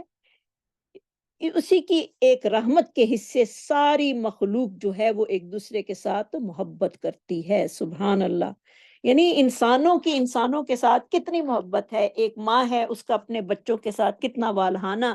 پیار ہے، اور ایک باپ ہے، اور ایک بہن بھائی ہیں، ایک ماں باپ ہیں. کتنا انسان جو ہے ان کے ساتھ پیار کرتے ہیں، جو بہت ہی قریبی رشتے ہیں ان کے ساتھ کتنی محبت ہے. تو یہ اللہ کی ایک رحمت کے نتیجے میں ہے. 99 رحمتیں تو ابھی اس نے اپنے پاس رکھی ہوئی ہیں، کیونکہ کتب علی نفسہ الرحمہ، لکھ لیا ہے، فرض کر لیا ہے اللہ رب العزت نے اپنے نفس کے اوپر رحمت کو. تو انسان پر جو مصیبتیں اور مشکلیں آتی ہیں وہ اس کے یا تو گناہوں کا کفارہ ہوتی ہیں، تو یا پھر اس کے لیے اعمال اس کے درجات کی بلندی کا سبب بنتی ہیں. سبحان اللہ. تو جیسے کہ ایک دفعہ کا واقعہ بیان کرتے ہیں حضرت عمر فاروق رضی اللہ تعالیٰ عنہ، کہ نبی صلی اللہ علیہ وسلم کے پاس کچھ قیدی لائے گئے. ان قیدیوں میں سے ایک عورت اپنے بچے کو تلاش کر رہی تھی، یعنی اس کا دودھ پیتا بچہ جو تھا اس سے جدا ہو گیا، یعنی گم ہو گیا. اسے پتہ نہ چلا کہ وہ کہاں چلا گیا، کوئی اسے اٹھا کر لے گیا. اس نے وہ بیچاری کبھی ادھر دیکھتی کبھی ادھر دیکھتی. اس نے قیدیوں میں ایک بچے کو پایا، فوراً اٹھا کر اپنے سینے سے لگایا اور دودھ پلانے لگی. نبی صلی اللہ علیہ وسلم نے فرمایا، کیا تم سمجھتے ہو کہ یہ عورت اپنے بچے کو آگ میں ڈال دے گی؟ یعنی ابھی اگر اس کو کوئی کہے اس کو بچہ مل گیا ہے اور فوراً اپنے سینے سے لگا کر دودھ پلانے لگی ہے، تو اگر کوئی کہے کہ اس کو تو آگ میں ڈال دے، تو ہم نے عرض کی نہیں، یعنی صحابہ کہنے لگے اللہ کے رسول نہیں، وہ اس کو کبھی آگ میں ڈال نہیں سکتی، یعنی اتنی محبت کر رہی ہے، اس کو کیسے آگ میں ڈال سکتی ہے؟ تو نبی صلی اللہ علیہ وسلم نے فرمایا، اللہ ارحم بعبادہ من ہذہ بولدہا، جتنی مہربان یہ اپنے بندے پر ہے، اللہ رب العزت اس سے کئی زیادہ اپنے بندوں پر مہربان ہے. سبحان اللہ. یعنی اللہ اتنا زیادہ مہربان ہے. ماں کی محبت تو کچھ بھی محبت نہیں، تو ہم اندازہ ہی نہیں لگا سکتے اپنے رب کی محبت کا. اور جو ہم سے محبت کرتا ہے ہم اس سے کتنے دور ہیں، ہمیں اس کی محبت کبھی خیال آتی نہیں، اور ہم سارا دن اپنی محبتوں میں، اپنی اولاد کی محبتوں میں، اپنی دنیاوی چیزوں کی محبتوں میں جو ہیں وہ لگے رہتے ہیں. اب ہم دیکھتے ہیں کہ وہ کون سے طریقے اور کون سے عمل ہمیں اختیار کرنے ہیں جن سے ہمیں اللہ کی رحمت حاصل ہو. کیونکہ اللہ کی رحمت، پہلے تو اللہ کا قرب ہم نے چاہنے کے لیے حدیثیں پڑھی ہیں نا، کہ اللہ کا قرب ہمیں کیسے حاصل ہوگا. تو اب اللہ کی رحمت ہمیں کیسے حاصل ہو سکتی ہے، اس کو دیکھتے ہیں کہ اب وہ کون سے ہم ایسے طریقے یا اعمال ہم اختیار کریں جس سے ہم اللہ کی رحمت کو حاصل کریں. تو اللہ کی رحمت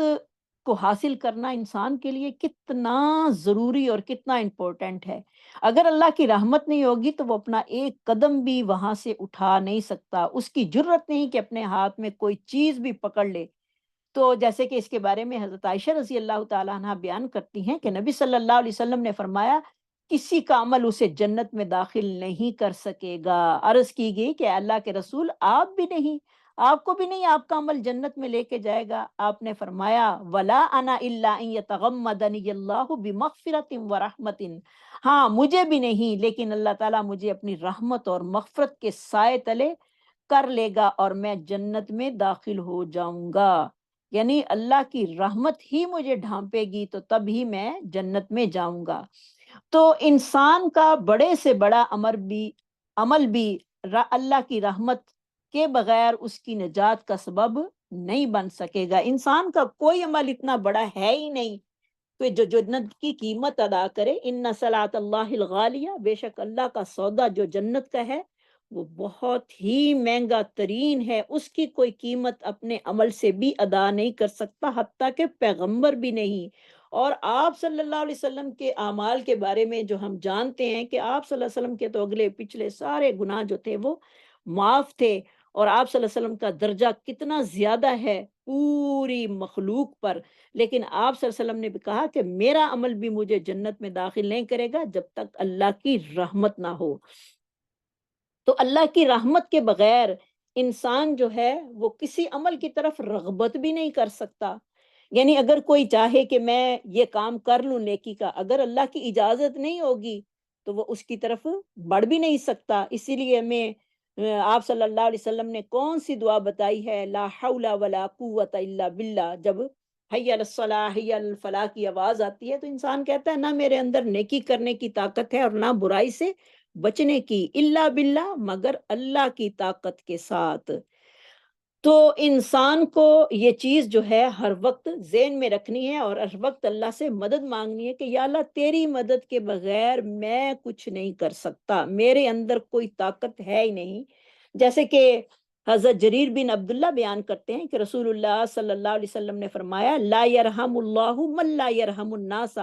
جو لوگوں پر رحم نہ کرے اللہ بھی اس پر رحم نہیں فرماتا۔ تو لوگوں پر رحم کرنا بھی بہت ضروری ہے، لوگوں کے ساتھ اچھا سلوک کرنا بھی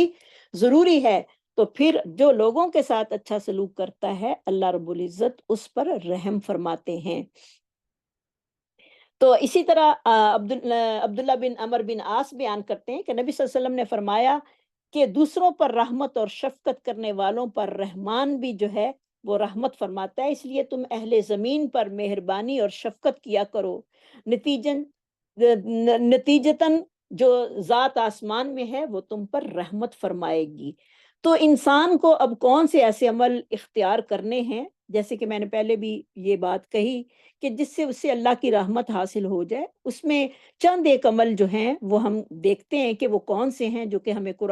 حدیث سے مل رہے ہیں۔ اس میں سب سے پہلا عمل یہ ہے کہ جب انسان کسی چیز کی خرید و فروخت کرے تو اس میں نرمی اختیار کرے، یعنی یہ نہ کہے کہ میں نے بس اتنے پیسے لینے ہیں، اس سے کم میں لے ہی نہیں سکتا، نہیں، نرمی کو اختیار کرے۔ کوئی بندہ نہیں بھی اتنا ہوتا کہ وہ اتنا پیسہ دے سکے تو اس میں نرمی کو اختیار کرنا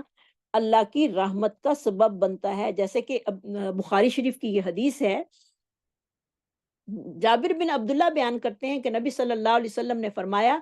اللہ تعالیٰ اس شخص پر رحمت فرمائے جس نے خرید و فروخت اور اپنے حق کا تقاضا کرتے وقت نرمی اور شفقت اختیار کی، یعنی کچھ اپنا چھوڑ دیا بات اور اگلے بندے کی بات کو مان لیا، یعنی یہ نہیں کہ اس نے اتنا پروفٹ اپنے ذہن میں رکھا ہے اتنا لے کر ہی رہنا ہے، نہیں، اگر کسی کی مجبوری ہے تو اس کو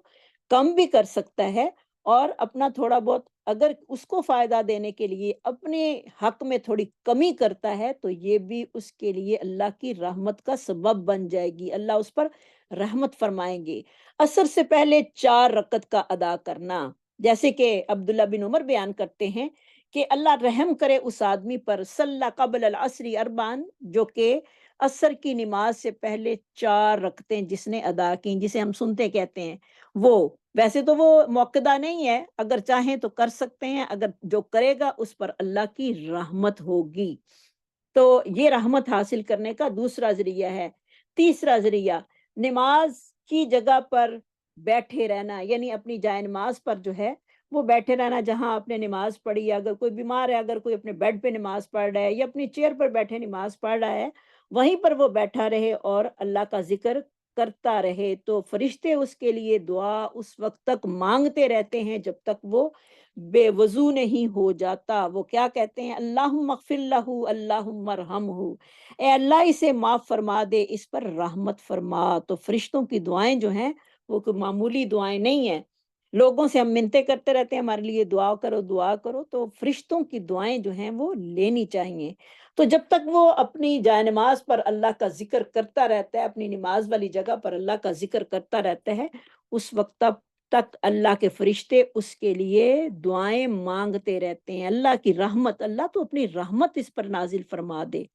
اور نمبر 4، حاجی کے لیے جو کہ سر منڈواتا ہے یا بال کٹواتا ہے، کیونکہ عمرے کے بعد ہوتا ہے نا کہ تھوڑے سے بال کاٹے جاتے ہیں، لیکن مردوں کے لیے یہ حکم ہے کہ وہ اپنی ٹنڈ کروا دیں۔ بعض حکم جو ہے وہ کتروانے کا بھی ہے، اگر وہ چھوٹے بھی کروا دیں تو پھر بھی ٹھیک ہے، لیکن اللہ کے نبی نے 3 دفعہ دعا جو تھی وہ محلقین کے لیے کی، جو سر کو بالکل منڈوا دیتے ہیں، یعنی اپنی ٹنڈ کروا لیتے ہیں، اور چوتھی مرتبہ جو تھی وہ مقصرین کے لیے جو صرف تھوڑے تھوڑے کٹواتے ہیں، ان پر اللہ تعالیٰ کی رحمت، یعنی سر کے بال کٹوانے والوں پر بھی اللہ جو ہے وہ رحمت فرمائے۔ اللہم اجعلنا منہم، اللہ ہمیں بھی یہ تمام کام کر کے اللہ اپنی رحمت حاصل کرنے کی جو ہے وہ توفیق نصیب فرما۔ اللہ ہم سب کے لیے ایسے کام کرنے آسان کر دے جو تیری رحمت کا سبب ہیں۔ اللہم اجعلنا منہم، اللہم اجعلنا منہم۔ لا یجمعنکم الی یوم القیامت، البتہ وہ ضرور جمع کرے گا تم کو قیامت کے دن، لا ریب فی، جس میں کوئی شک نہیں، جس میں کوئی شک و شبے کی گنجائش ہی نہیں۔ لیجمعنکم کا روٹ ہوگا جیم میم عین، قیامت کے دن تک تمہیں جمع کرے گا قیامت کے دن، لا ریب فی، جس میں کوئی شک و شبہ نہیں۔ اگر انسان اللہ کی رحمت اور شفقت اور مہلت اور توبہ ملنے کے باوجود بھی پھر بھی اگر حق کو قبول نہیں کرتا اور اپنے کفر پر اور اپنی نافرمانی پر جو ہے وہ اڑا رہتا ہے، تو پھر اس کا اور یہ نہ وہ سمجھے کہ وہ عذاب سے بچ گیا ہے، بلکہ عذاب کا سلسلہ قبر سے ہی شروع ہو جائے گا۔ استغفر اللہ۔ اور منطقی انجام کے لیے روز قیامت جو ہے اس کو جمع کیا جائے گا، جس کے وقوع و حالات اور واقعات میں کوئی شک و شبے کی گنجائش نہیں۔ اگر وہ دنیا میں انجام نہیں پا سکا، دنیا میں اس کو کوئی سزا نہیں ملی، تو مرنے کے ساتھ ہی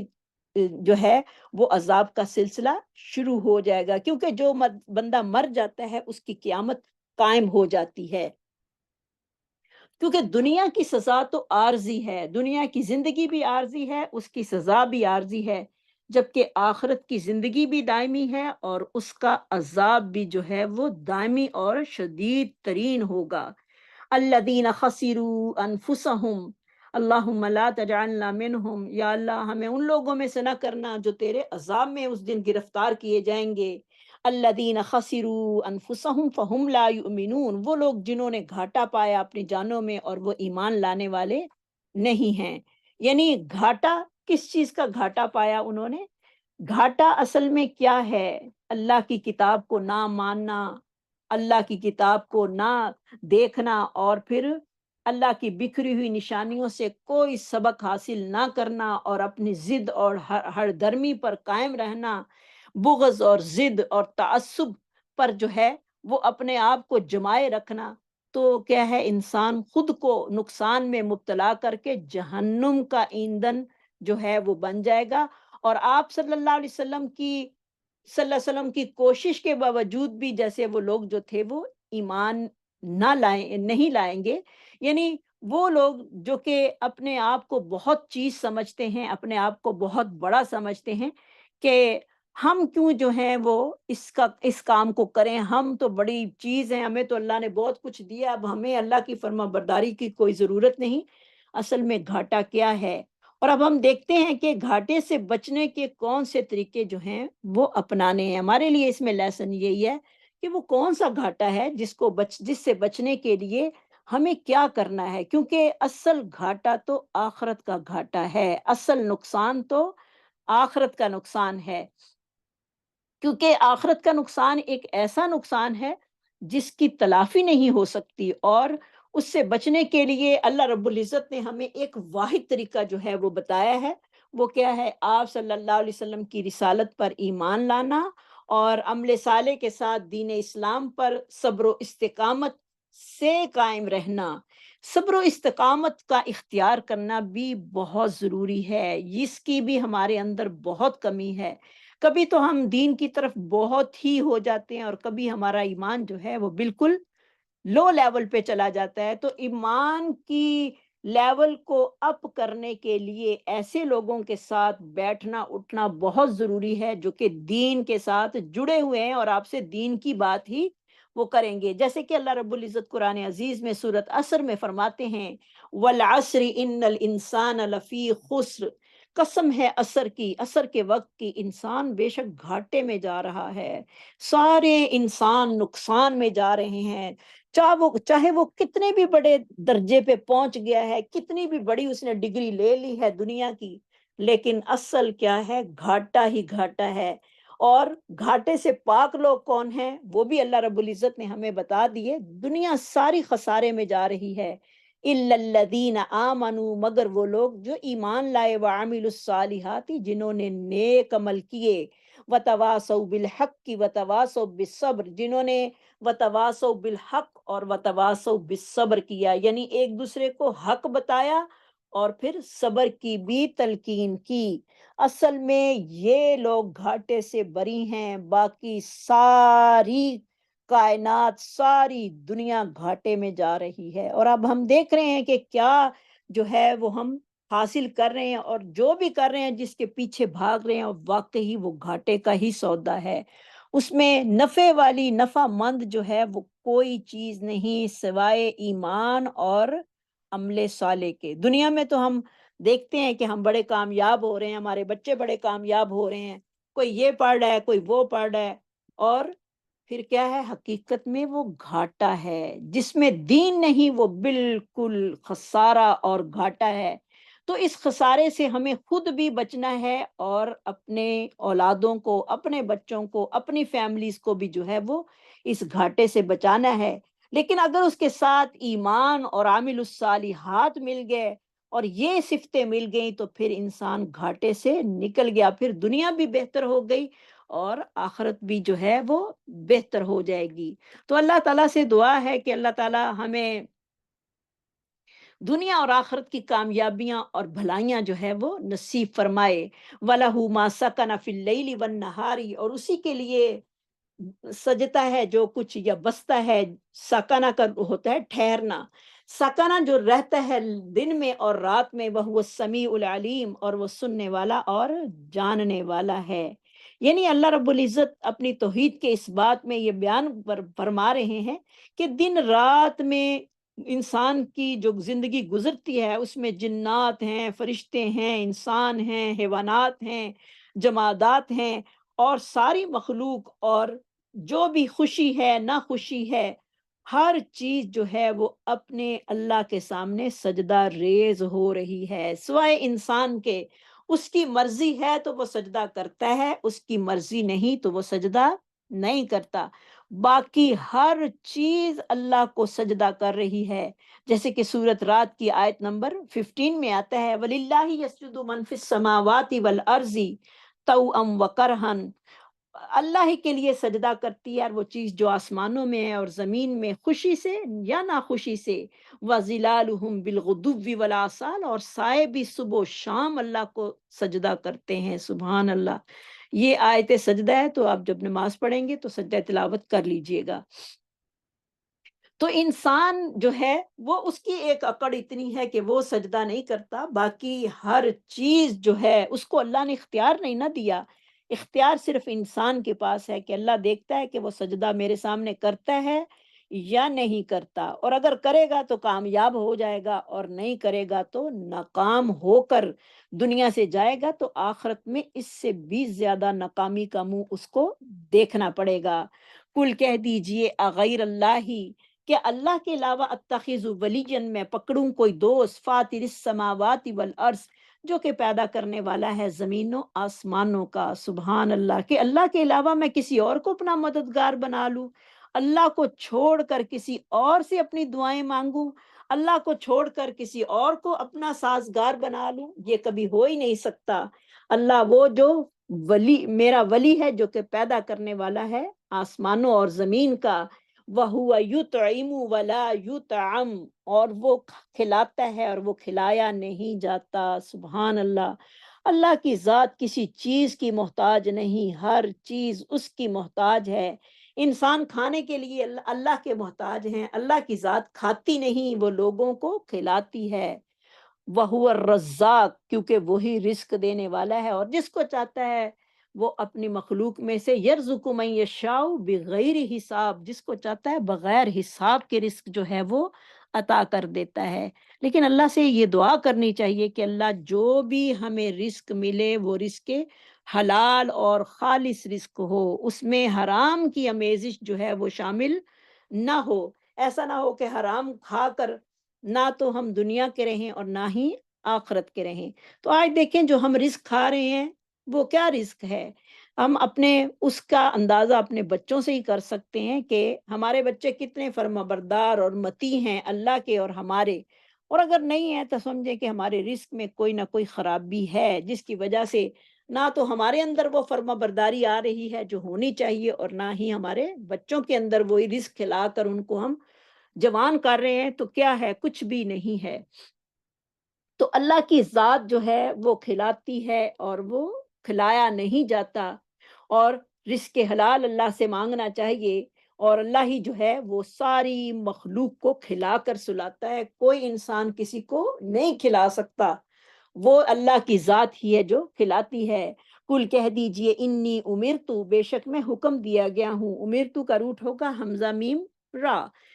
ان اکون اولا من اسلم، یہ کہ میں ہو جاؤں پہلا جو کہ فرما بردار ہے، ولا تکونن من المشرکین، اور نہ تم ہو جانا شرک کرنے والوں میں سے۔ تو اللہ رب العزت نے مشرکین کی ایک اور بری خواہش کا یہاں پر خواہش کو رد کرتے ہوئے فرمایا کہ رسول اللہ صلی اللہ علیہ وسلم کو خطاب فرما کر اہل اسلام کو اس سے دور رہنے کی تعلیم دی کہ کافروں سے جو ہے، مشرکوں سے جو ہے وہ علیحدہ ہو کر رہو، کیونکہ مشرکوں کی خواہش کیا تھی؟ مشرکین مکہ جو تھے وہ آپ صلی اللہ علیہ وسلم کو کہا کرتے تھے کہ آپ جو اتنا آپ نے سخت راستہ اختیار کیا ہے توحید کا، اس میں کچھ نہ کچھ نرمی کیجئے، کچھ نہ کچھ ہمارے بتوں کی بھی جو ہے وہ رعایت رکھیے، کیونکہ ان کی یہ خواہش تھی کہ آپ مداحنت کا طریقہ اختیار کر لیں تاکہ آپ تھوڑا بہت جھکیں ہمارے بتوں کی طرف، تاکہ ہم بھی آپ کے رب کو جو ہیں وہ مانیں۔ لیکن اللہ رب العزت نے آپ کو کیا کہا؟ ولا تکونن، پس آپ نہ ہو جائیے، کاف واو نون اس کا روٹ ہوگا من المشرکین،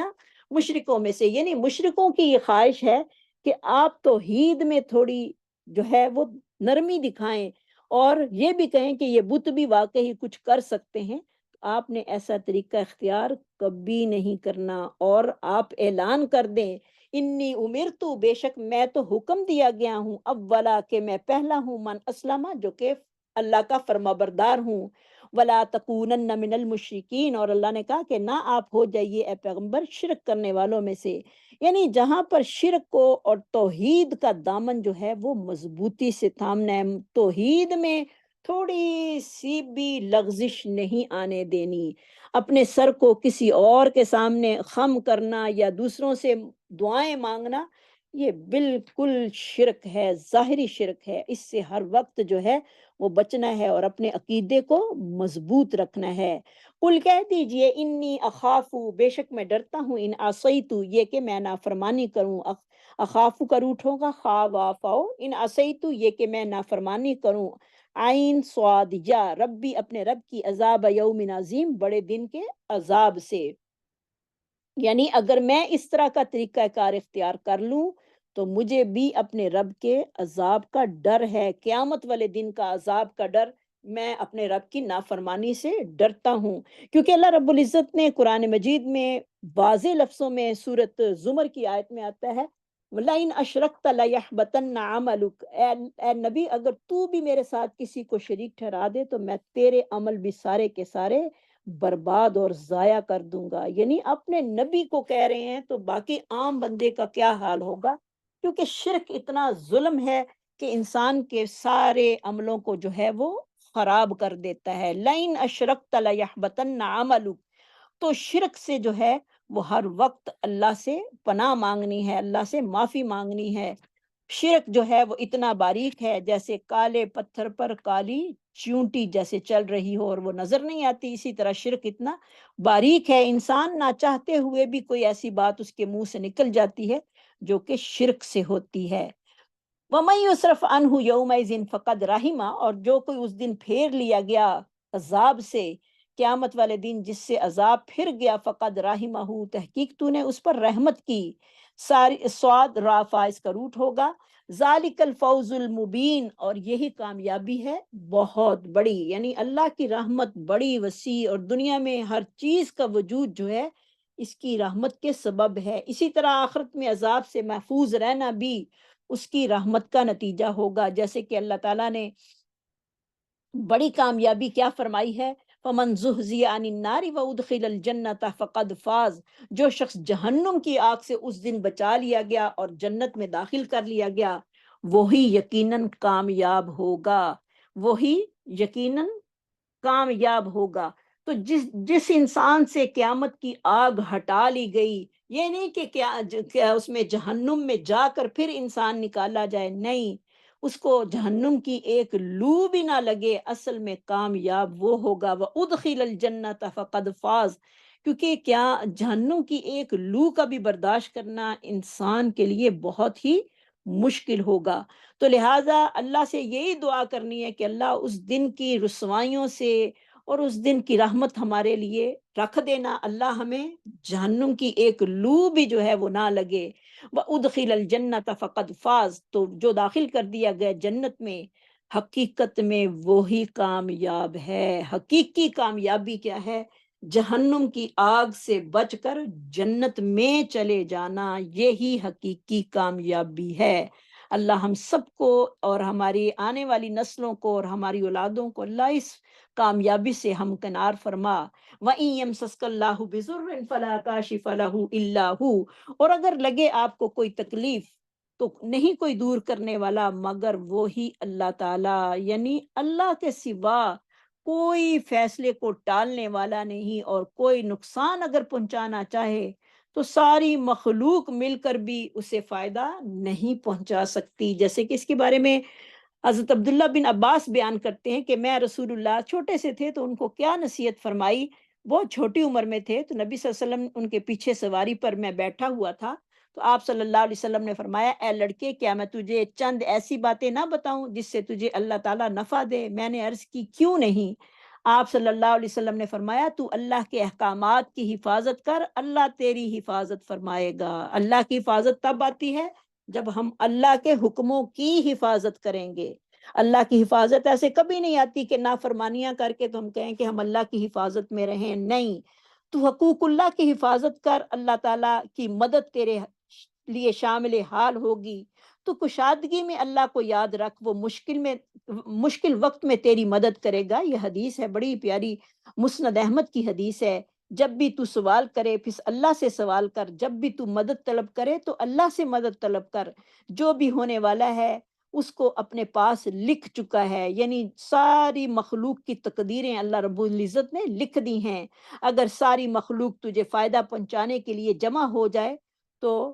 فائدہ اس نے تیرے لیے نہیں لکھا تو تجھے کوئی نہیں پہنچا سکتا۔ اگر ساری مخلوق تجھے نقصان پہنچانے کے لیے جمع ہو جائے اور وہ نقصان اللہ تعالیٰ نے تیرے لیے نہیں لکھا تو وہ تجھے کوئی پہنچا نہیں سکے گی وہ مخلوق۔ تو اس بات کو اچھی طرح جان لے، کسی ناپسندیدہ چیز کے پہنچنے پر صبر کرنے میں خیر کثیر ہے۔ اللہ تعالیٰ کی مدد صبر کے ذریعے حاصل ہوتی ہے، اور تنگی کے بعد اللہ تعالیٰ کشادگی فرما دیتا ہے۔ سبحان اللہ، چھوٹے سے بچے کو کتنی پیاری توحید اللہ کے نبی نے سکھائی۔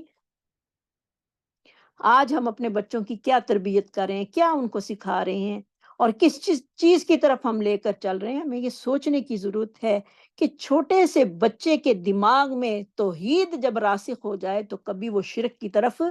نہیں آئے گا۔ اور اسی لیے آپ صلی اللہ علیہ وسلم جو تھے، حضرت امیر معاویہ رضی اللہ تعالیٰ عنہ کی طرف لکھوا کر بھیجا کہ نبی صلی اللہ علیہ وسلم جو تھے، مغیرہ بن شعبہ نے،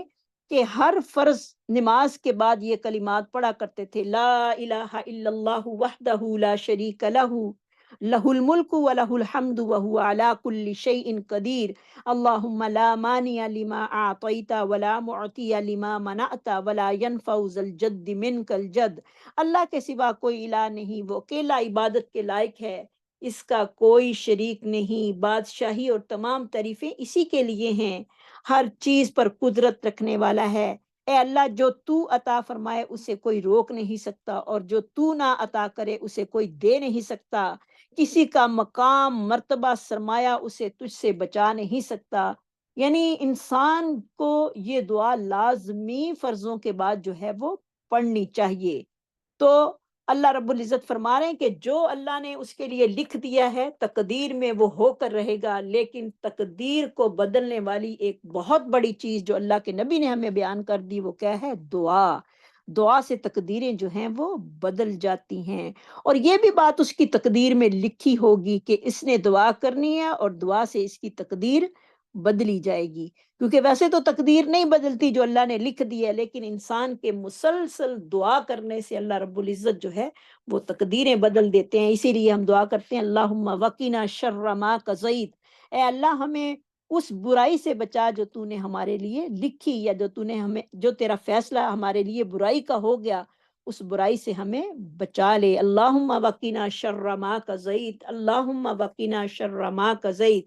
فَإِن يَمْسَسْكَ اللَّهُ بِضُرٍّ فَلَا كَاشِفَ لَهُ إِلَّا هُوَ وَإِن يَمْسَسْكَ بِخَيْرٍ، اگر تجھے کوئی بھلائی لگتی ہے فَهُوَ عَلَىٰ كُلِّ شَيْءٍ قدیر، تو اللہ کی طرف سے ہی وہ بھلائیاں آتی ہیں کیونکہ وہی ہر چیز پر قادر ہے۔ آپ صلی اللہ علیہ وسلم پر کئی لوگوں نے حملہ کرنے کی کوشش کی تھی، نعوذ باللہ آپ کی جان کے لوگ جو تھے وہ دشمن تھے،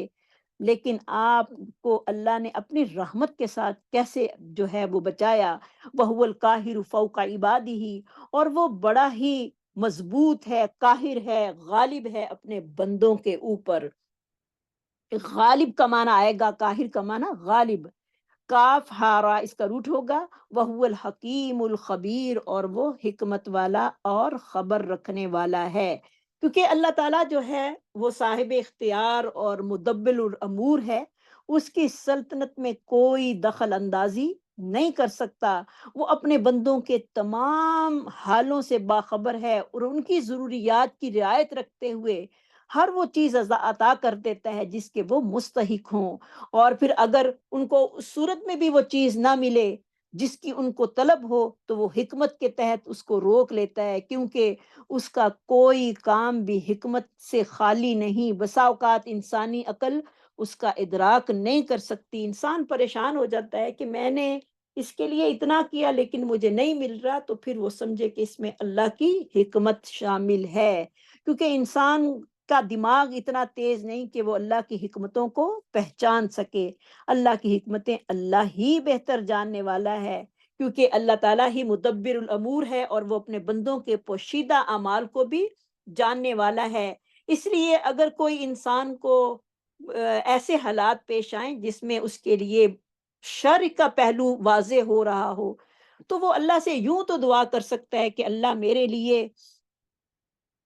اللہ میرے لیے جو ہے وہ اس میں اس شر میں سے بھی بھلائی کو تو پیدا کر سکتا ہے، اللہ اس شر میں بھی میرے لیے بھلائی کو جو ہے وہ پیدا کر کے مجھے نصیب فرما دے، اس شر والی چیز کو بھی میرے لیے خیر والا کر کے جو ہے وہ بدل دے۔ اور اللہ تعالیٰ جو ہے وہ اپنے بندوں پر قاہر ہے، وہ اپنے بندوں پر غالب ہے، اور وہ حکمت والا بھی ہے اور ہر بندے کے ہر عمل کو جاننے والا بھی ہے۔ وآخر دعوانا الحمد للہ رب العالمین۔ سبحان ربک رب العزت عما یصفون وسلام علی المرسلین والحمد للہ رب العالمین۔